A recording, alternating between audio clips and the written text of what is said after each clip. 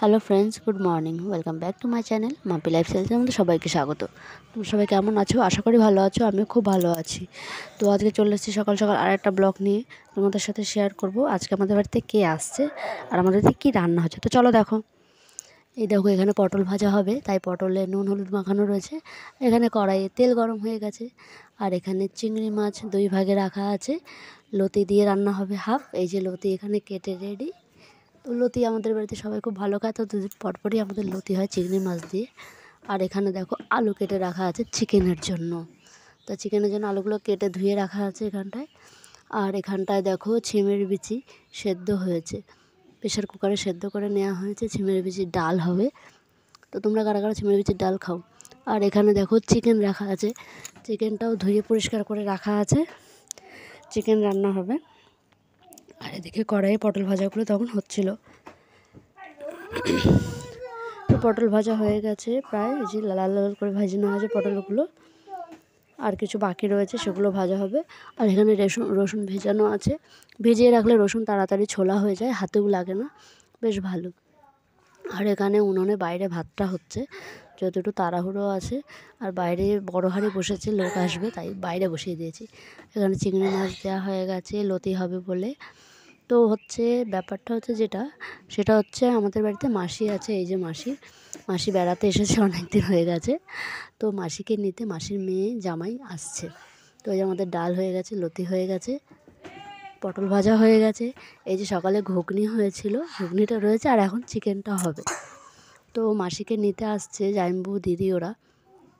তো ওরা সবসময় আসে না, কলকাতা থেকে আসছে, তাই রান্না হচ্ছে।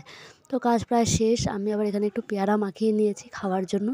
স্নান টান সব হয়ে গেছে, তো ওদের আসার অপেক্ষা। তো ওরা এখনও আসছে না, ভাবলাম কী করবো, একটু পেয়ারা মাখিয়ে নিই, একটু খাই, দুপুরবেলার টাইম।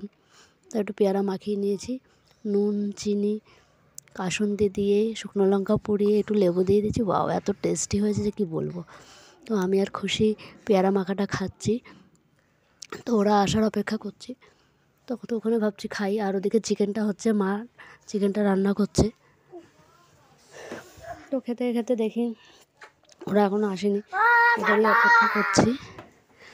তো ভিডিওটা তোমাদের সাথে শেয়ার করছি, ভালো লাগলে অবশ্যই লাইক কমেন্ট শেয়ার করো। তো আমি ভিডিও যেরকমই বানাই, যেরকম পারি সেরকম বানাই, তো তোমরা প্লিজ লাইক করো। তো দেখো, এদিকে রূপাদিরা চলে এসেছে। এই যে ওরা ঘরে ঢুকে আছে, এটা দিদির মেয়ে। দেখো, দিদি আবার আমাদের জন্য গিফট এনেছে। এখানে দুটো আছে, একটা আমার একটা রিয়ার।